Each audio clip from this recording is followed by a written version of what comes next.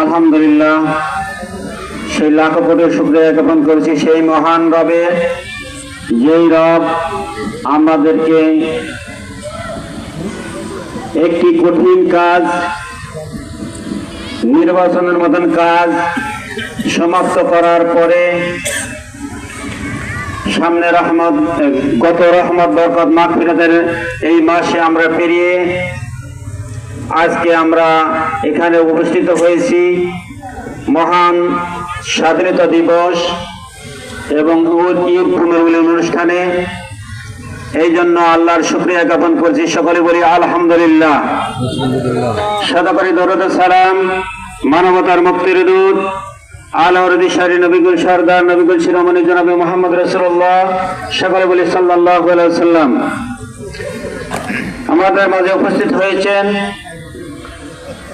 বাংলাদেশ জামায়াত ইসলামী চাটমা উপজেলা শাখার সংগ্রামী আমির, বিশিষ্ট ইসলামী চিন্তাবিদ, বিশিষ্ট আলেমের দ্বীন মাওলানা আব্দুল হামিদ। উপস্থিত আছেন আমাদের পার্শ্ববর্তী নাটোর ডিস্ট্রিক্টের চান্দা ইউনিয়নের চেয়ারম্যান পদপ্রার্থী এবং রাজশাহী মহানগরের একজন অন্যতম দায়িত্বশীল ভাই আব্দুল হান্নান। আরো উপস্থিত আছেন খিলাফত মজলিসের দীপিকা ইউনিয়নের সম্মানিত সভাপতি সহ বিভিন্ন ওয়ার্ডের সভাপতি, সেক্রেটারি, কর্মী, সুধী, শুভাকাঙ্ক্ষী সকলকে আমি আন্তরিক শুভেচ্ছা জ্ঞাপন করছি। আল্লাহ তাআলা আমাদেরকে এ দুনিয়ায় পাঠিয়েছেন একমাত্র তার ইবাদত করার জন্য, না কিসের জন্য বলেন তো? ইবাদত বলতে আমরা শুধু নামাজ রোজাই বুঝি নাকি? অন্যগুলো কি ইবাদত না? আল্লাহর জমিনে আল্লাহর দ্বীনকে প্রতিষ্ঠা করাও বড় ইবাদত। আকিমুস সালাত, নামাজ পড়া যেমন ফরজ, ফাকাত আকিমুদ্দিন, দ্বীনকে আল্লাহর জমিনে প্রতিষ্ঠা করা তেমনই কি ফরজ না নফল? ফরজ। ওয়ালা তাতাফাররাকু, এর মধ্যে কোনো পার্থক্য সৃষ্টি করা যাবে না। প্রিয় দিনদার ইমানদার মুসলিম মিল্লাত, আমি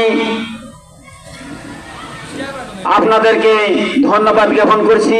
আপনারা সৌভাগ্যবান যে এখানে আপনারা অক্লান্ত পরিশ্রম করে এখানে চাটমার ভাঙড়া ফরিদপুরের এমপি বানিয়েছেন আপনাদের সহযোগিতায়। এখানে বিরোধী দল তো থাকবেই, আমাদের এমপি কিন্তু একমাত্র এখন যে এমপি, তিনি কি খালি জামাতের এমপি?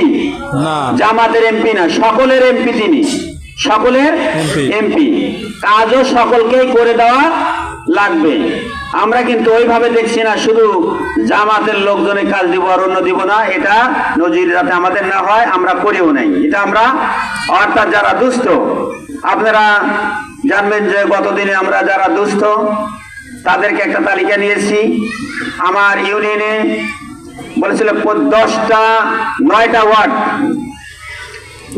ওয়ার্ড থেকে ধর্মীয় প্রতিষ্ঠান আগে বেছে নাও। এই কাজটা আমরা করে এমপি মহোদয়ের কাছে জমা দিয়েছি। ইনশাল্লাহ এই 10টা ধর্মীয় প্রতিষ্ঠানের কাজ হবে বলে ইনশাল্লাহ। তার মধ্যে আপনাদের বাজার মসজিদ একটা আছে, কাঁঠালবাড়িয়া। প্রিয় দিনদার ইমানদার মুসলিম মিল্লাত, আমাদেরকে, আমি বক্তব্য দিব না কারণ সময় অল্প, শুধু এটাই বলবো আমাদের ওয়ার্ড সভাপতিরা আছেন বা আপনারা আছেন, এর সহযোগিতা এই ডিবিগ্রাম ইউনিয়নে যতগুলো দুস্থ ব্যক্তি আছে তাদের আগে নামের তালিকা করবেন, তালিকা করে ওয়ার্ড সভাপতির কাছে দিবেন। এরা অত্যন্ত দুস্থ ব্যক্তি। আমাদের মাওলানা আলী আসগর সাহেবের পকেটে টাকার দরকার নাই, কারণ তিনি পকেট থেকে খরচ করে এমপি হন নাই। অন্যান্য দলের এমপিরা যেমন 30 কোটি, 35 কোটি, 40 কোটি পর্যন্ত এরকম খরচ হয়েছে কি হয় নাই? আমাদের এমপির বলার ক্ষমতা নাই আমার পকেট থেকে 10,000 টাকা দিয়েছি। তাহলে কাজ যেগুলো আসবে ইনশাল্লাহ পঙ্খানুপঙ্খরূপে সেগুলি হবে ইনশাল্লাহ। আপনারা দুস্থ ব্যক্তিদের নামের একটা তালিকা দিবেন ওয়ার্ড সভাপতির মাধ্যমে।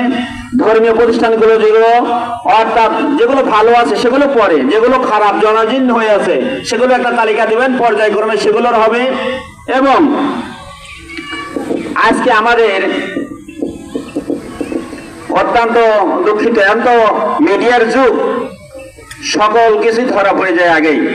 আজকে দুপুরেও এমপি মহোদয়ের সাথে আমার কথা হয়েছে যে ইনশাল্লাহ তিনি আসবেন, কিন্তু সকাল 7টা থেকে শুরু করে এই বয়স্ক মানুষ 1টা পর্যন্ত এই চাটমোহর, ভাঙড়া, ফরিদপুরের কাজ করেছেন। আজ মহান স্বাধীনতা দিবস, আমরা অনেক কষ্ট করে এই স্বাধীনতা পেয়েছি। 2টা স্বাধীনতা পেয়েছি, একটা 71-এ, একটা 24-এ। 24-এ যদি স্বাধীনতা না পেতাম আমরা কি এমপি হতে পারতাম? তারেক জিয়া কি প্রধানমন্ত্রী হতে পারতো? পারতো না। একমাত্র এই 24-এর জন্যই আমরা এই সুযোগ পেয়েছি।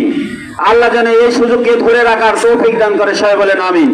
প্রিয় দিনদার ইমানদার মুসলিম মিল্লাত, তিনি অসুস্থ, ঘুমাই গেছেন এবং এত দুর্বল হয়ে পড়েছেন যে বলছেন যে আমার যাওয়ায় এখন সম্ভব হচ্ছে না।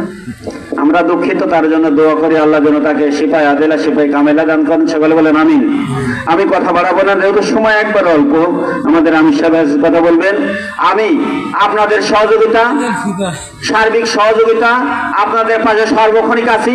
আপনাদের সুযোগ সুবিধা দরকার সেগুলো ওয়ার্ড সভাপতি না বললে আমার কাছে বলবেন, ইনশাল্লাহ আমরা চেষ্টা করবো সেই সুযোগ সুবিধা তৈরি করার জন্য। আপনার এলাকার রাস্তাঘাট থেকে শুরু করে মসজিদ, মাদ্রাসা, ঈদগাহ, গোরস্থান, এগুলোর কাজ ইনশাল্লাহ আমরা করব। আল্লাহ যেন আমাদের এই প্রত্যেকটা কাজ বাস্তবায়নের মতন তৌফিক দান করে, সবাই বলেন আমিন।